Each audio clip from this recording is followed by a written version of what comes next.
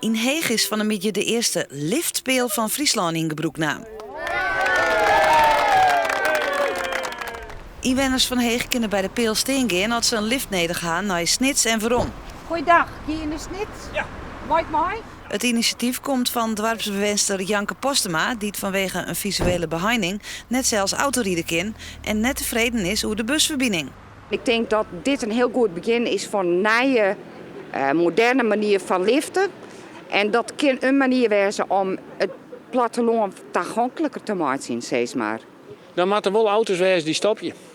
Ja, nou, ik verleen nog maar positieve ervaringen. Gemiddeld stinkt net langer dan 3-4 minuten onder de dik. En ik word terug allerlei soorten jong en oud thuisgebracht. En onderwijs is het altijd gezellig, dus ik kan het alleen nog maar aanbevelen. Bij de liftpeel heb ik een app dat mensen een lift op regel je kennen.